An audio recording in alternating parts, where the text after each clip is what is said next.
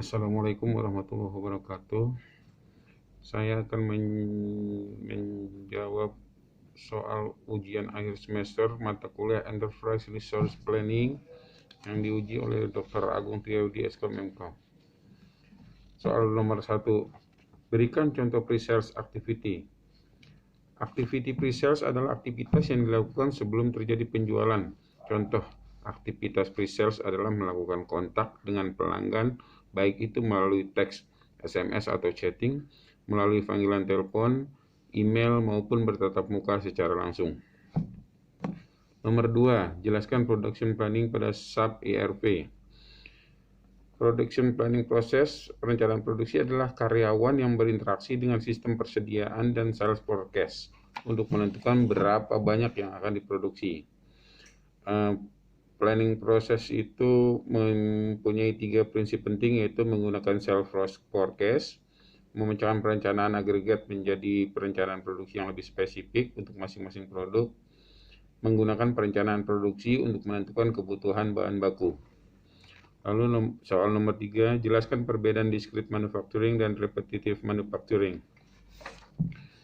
Jika kita bicara mengenai discrete manufacturing, maka kita akan membahas mengenai perakitan suatu item dengan jumlah yang tepat. Misalnya perusahaan ingin merakit 1 buah meja, maka dibutuhkan 4 buah kaki meja, 10 skrup, 4 buah baut, dan lain-lain.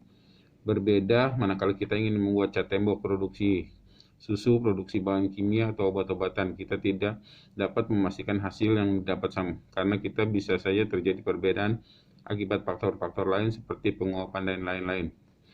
Perbedaan antara discrete manufacturing dan proses manufacturing. Discrete manufacturing umumnya produk terdiri dari komponen yang bisa dihitung dan disentuh. Produk masih bisa dipisah atau dibongkar setelah produksi. Menggunakan bill of material, tidak merubah volume atau massa jenis. Kalau proses manufacturing, produk diproduksi menggunakan formula atau resep. Produk tidak bisa dipisah-pisah kembali menjadi raw material setelah produksi. Menggunakan formula atau resep, volume, kepadatan, massa, bentuk fisik tidak berubah. Nomor 4, jelaskan dan berikan contoh production activity control atau VAC. Production activity control atau PAC yang bisa juga disebut kontrol lantai produksi adalah membuat perencanaan aktivitas untuk melaporkan hasil operasi dan meninjau kembali rencana yang diperlukan untuk mencapai hasil yang diinginkan. Contohnya itu RPS atau rencana pembelajaran semester pada sebuah perguruan tinggi, di mana mengatur mata kuliah, bobot mata kuliah, semester berapa mata kuliah tersebut diambil, termasuk juga silabus.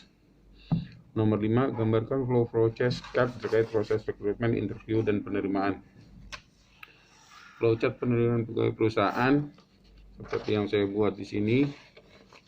Pada awalnya ialah mulai calon karyawan mendaftar di HRD, lalu memasukkan syarat-syarat administrasi,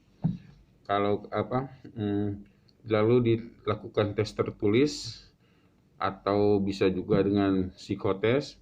Bila dia tidak lulus, maka akan dinyatakan gagal. Bila dia lulus, maka akan diadakan tes wawancara. Bisa pula dilakukan tes kesehatan. Bila tidak lulus juga, maka dia akan gagal. Tapi bila dia lulus, maka dia diterima dan selesai, dan dia maka akan menjadi karyawan. Demikianlah jawaban UAS saya pada mata kuliah Enterprise Resource Planning. Semoga apa yang saya jawab berkenan di Pak. Sekian, terima kasih. Wassalamualaikum warahmatullahi wabarakatuh.